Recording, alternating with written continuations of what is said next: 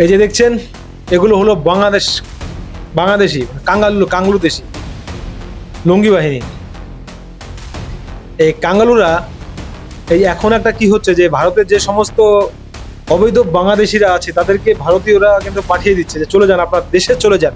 কিন্তু এখন কাঙ্গালুরা কি করছে, তাদেরকেই নিচ্ছে না, মুসলিম কিন্তু তাদেরকে নিচ্ছে না, পাথর দিয়ে ছুটছে তাদের ওই বর্ডার পার হতেই দিচ্ছে না, মানে পেটাচ্ছে সে সমস্ত কাঙ্গালুরা।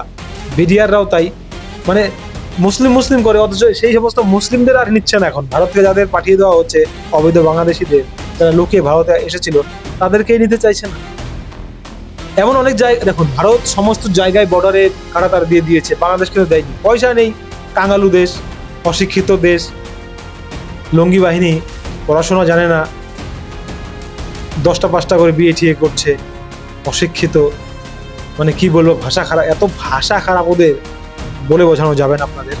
তো যাই হোক, এবার কি করেছে, এই যে এদের দেখছেন এরা, মানে কোনো একটা জায়গাতে কাঁটাতার নেই, এই বাংলাদেশিরা, কাঙ্গালু দেশিরা, ভিখারিরা, সে ভারতে গিয়ে লঙ্কার চারা, কুমড়ো চুরি করে নিয়ে এসে বলছে খামু, এগুলা খামু, লঙ্কা চারা নিয়ে বলছে এটা দেখুম আর 5 দিমু, এই সমস্ত কথা বলছে। তো এই কাংলাদেশিরা জীবনও মানুষ হবে না, অশিক্ষিতর দল। ভারত না থাকলে স্বাধীনতা পেত না, সব পাকিস্তানের দ্বারা পাকিস্তানের প্রোডাক্ট এগুলো।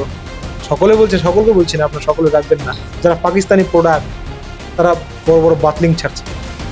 কিন্তু ভারত বাংলাদেশকে টিকিয়ে রেখেছে, বাঁচিয়ে রেখেছে শুধুমাত্র অনেক সমস্যা থাকে।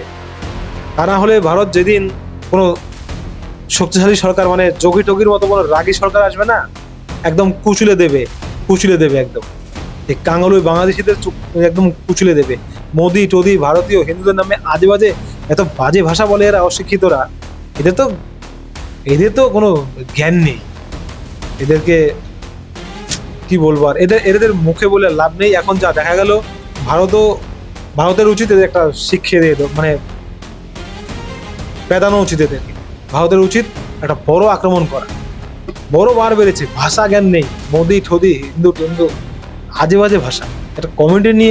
একটা কমিউনিটিকে নিয়ে ভাষা প্রয়োগ করে ভাই। এদের কোনো জাত আছে, শিক্ষা আছে, ঘরে মা বোন আছে? এদের একটা বাজে একটা জাত। ভাষা বলো শুনো।